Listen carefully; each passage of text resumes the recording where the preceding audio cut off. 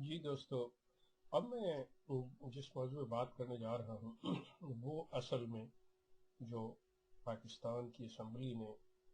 अहमदियों को गैर मुस्लिम करार दिया था उसका ये दूसरा हिस्सा है। Ahmadis are non Muslim according to the parliament of Pakistan. और मैंने इससे पहले बात की थी जिसमें इन्होंने जो अपना मौक़िफ़ जो था वो महज़रनामा की शक्ल में असम्बली में पेश किया था। तो ये वो दस्तावेज है, महज़रनामा, जो जमात अहमदिया ने अपने मौक़िफ़ को कंपाइल करके असम्बली में पेश किया था। अब इसमें एक बड़ी बात जो इन्होंने इसमें एक चीज़ का इजाफा किया है वो ये कि जब ये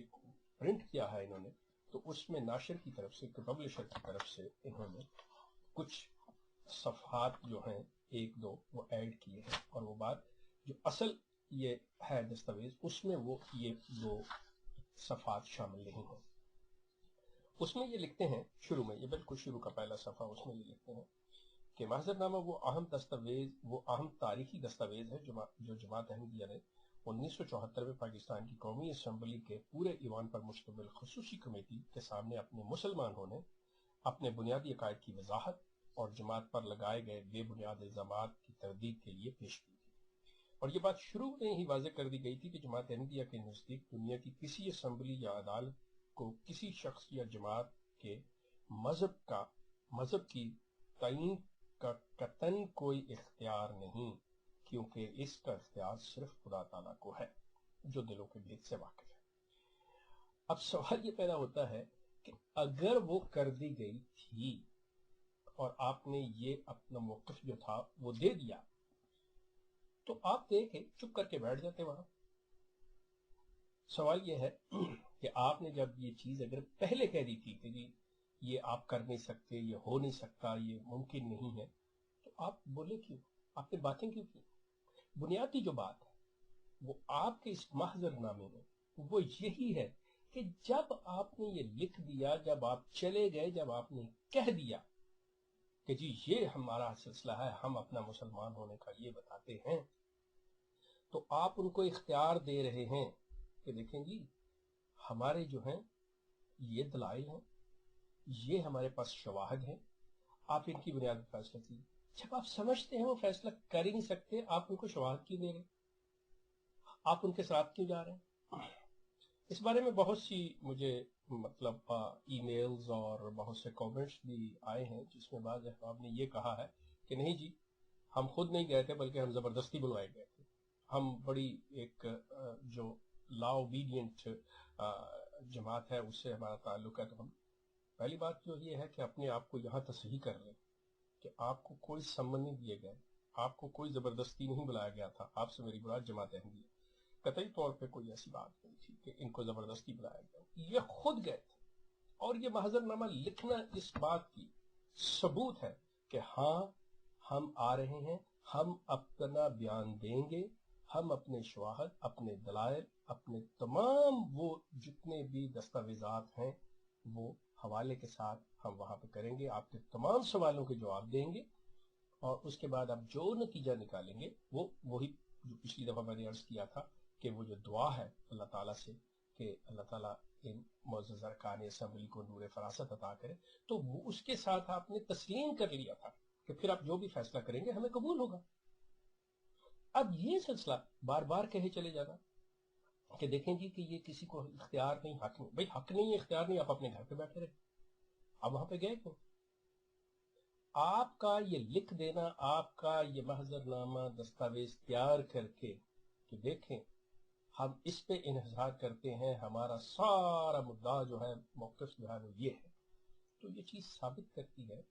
कि आप अपना बयान लेके, आप अपना तमाम सिलसिला लेके वहां गए कि देखिए जी इनकी बुनियाद पे, इन शवाहद की बुनियाद पे, इन दलाइल की बुनियाद पे हम अपने आप को मुसलमान कहते हैं। अब आप अगर के पास कोई ऐसे दलाइल है, आपके पास कोई ऐसी चीज है जो हमें गैर मुस्लिम करार देने के लिए काफी हो, तो ठीक है आप आ जाइए। और ये तमाम सिलसिला जो है, आप अपनी जमात के लोगों की आंखों में धूल झोंक सकते हैं, और जो कि धूल आपने झोंकी जमात अहमदिया ने, اب وہ سلسلہ میں اس لیے کہہ رہا ہوں کہ میں اس چیز سے واقف ہوں کہ اس دور میں بھی جماعت کے اندر ہی تھا. ہم بھی یہی سوچتے تھے کہ دیکھیے یہ کیا ظلم ہو گیا پاکستان نے, یہ کیا کر دیا, اسمبلی کو کوئی اختیار نہیں ہے کہ یہ کر سکے, یہ انتہائی ظلم ہوا ہے. کیونکہ جس طرح سے آپ نے پکچر پینٹ کی تھی, جس طرح سے جماعت نے اپنا یہ سارا سلسلہ دیا تھا اپنے لوگوں کو, اس میں تو بہت مظلوم اور کہ جماعت کے ساتھ ظلم ہوا ہے, ہم لوگ مارے گئے ہیں, یہ ہوا وہ ہوا. لیکن جب انسان تھوڑی دیر کے لیے ایک نیوٹرل ہو کے کسی چیز کی تہ تک پہنچنے کے لیے جب اس کو دیکھتا ہے اور اس کا زاویہ نظر جو ہے وہ تھوڑا سا جسے کہہ لیں کہ غیر باعث ہوتا ہے, غیر متعصب ہوتا ہے, تو اس کے تحت جب اس کو پڑھتا ہے, دیکھتا ہے, تحقیق کرتا ہے, تو پھر حقیقت اس کے سامنے یا کچھ اور شکل اس کے سامنے آتی ہے. یہاں پہ بھی بالکل وہی صورتحال ہے. آپ کسی بھی ایک جماعت کے بندے کو بلا لیں, کسی بھی جماعت کے, بے شک نالائق سے نالائق کو بلا لیں, اور پڑھے لکھے چاہے جیسے مجیب شامی صاحب جیسے لوگ جو ہیں وہ اس پہ بحث کرتے ہیں, ایم ٹی اے پہ آ کے ان سے بات کر کے وہ مجھے یہی کہیں گے ظلم ہوا جی. لیکن کوئی اختیار ہی نہیں تھا, وہ یہ کر ہی نہیں, وہ کر نہیں سکتے. آپ گئے کیا تھے لینے, آپ نے یہ تمام چیزیں دی کیوں؟ آپ اپنے گھر پہ بیٹھے اسے کہہ دی ٹھیک ہے چلو, زبردستی بھی لے گئے, آپ وہاں پہ جا کے بیٹھ جائیں چپ کر کے, آپ سے منہ سے کوئی زبردستی بات نکلوانے لگا, آپ کہہ دی کوئی بات نہیں ہم کرتے, ٹھیک آپ کریں جو کچھ کرنا ہم دیکھ رہے ہیں. تاکہ ریکٹ پہ یہ بات تو رہتی کہ آپ کا پروٹیسٹ ہے, ریکٹ پہ یہ تو بات رہتی کہ دیکھیں جی یہ کیا ہو کیا رہا ہے, دیکھیں کہ یہ لوگ جو ہیں یہ اکیلے بات کر رہے ہیں, دوسری پارٹی جو ہے وہ باقاعدہ طور پہ, دوسرا فریق جو ہے نا وہ احتجاج کر رہا ہے کہ نہیں جی ہمیں ان پہ اعتبار نہیں ہے, ہم ان کی بات نہیں مانتے اور ہم کوئی بات نہیں. آپ تو بڑے شوق سے اور روز نئے کپڑے پہن کے اور ایسے چاقو چوبند ہو کے جاتے تھے, آپ تو بڑے مسکراتے ہوئے جاتے تھے, اسی زوم میں تھے کہ بات ہی کوئی نہیں. لیکن آپ اس دعا کو بھول رہے تھے کہ وہ جو دعا آپ نے خود لکھ دی تھی کہ اللہ جو ہے وہ ان معزز ارکان اسمبلی کو نور فراست عطا کرے گا اور آپ کی دعا قبول ہوگی اور یہ قرآن و سنت کے عین مطابق فیصلوں پہ پہنچیں گے. تو وہ یقیناً پہنچے, اور اگر نہیں پہنچے,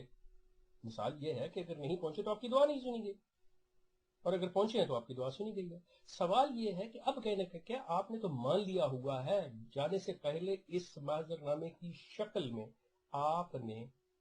فیصلے کو مانا ہوا ہے کہ ہاں یہ اسمبلی جو فیصلہ کرتی ہے ہمیں قبول ہے. فیصلہ تو آپ نے پہلے قبول کیا ہوگا, اب آپ کا یہ کہنا کہ قبول ہے,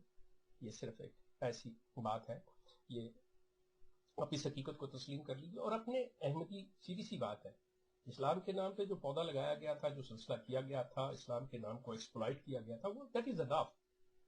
اب آپ ایک گرون اپ ٹری ہو گئے ہیں, ٹھیک ہے, بالکل مان لی بات, ایک وہ چھوٹے سے پودے کی بجائے آپ ایک تناور درخت بن چکے ہیں. اب آپ اپنا ڈکلیئر کریں, یہ کہیں کہ جی احمدیت ہمارا مذہب ہے, ہمارے پاس رسول ہے, ہمارے پاس کتابیں ہیں, ہمارے پاس اپنا مکہ و مدینہ جو ربوہ اور قادیان ہے وہ ہے, جسے آپ دارالامان اور دارالحرم کہتے ہیں, سارا کچھ آپ کے پاس. ذلی حج ہے جو جلسہ ہے, آپ کے پاس جنت البقیع کے مقابلے پہ بشتی مقبرہ ہے, آپ کے موسی ہیں, آپ کے صحابی ہیں, یہ تمام چیزیں آپ کے پاس ہیں. اب مسئلہ کوئی نہیں ہے. یقین کیجئے احمدی دوستوں, بات یہ ہے, میری بھی زندگی کی آدھی صدی کو تھوڑی سی چیز نہیں ہوتی, 50 سال ہوتے ہیں, میں نے بھی اس جماعت کے اندر گزارے. یہ صرف اور صرف ایک خاندانی بزنس ہے. آپ کو اسلام کے نام پہ دھوکہ دیا جا رہا ہے,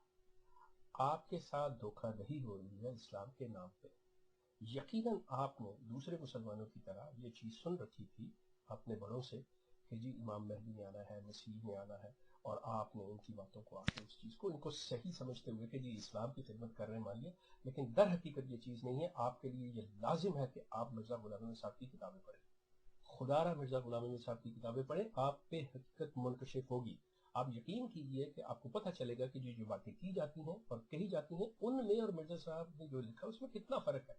اور مرزا صاحب کی سچائی اور ان کی ساری چیز جو ہے, اگر آپ تھوڑا سا نیک نیتی سے اور گہرائی سے پڑھیں گے آپ کو بالکل سمجھ آئے گی. آپ کا بہت نوازش, بہت شکریہ. پھر انشاءاللہ اس ٹاپک پہ پھر اور بات ہوگی. اللہ حافظ.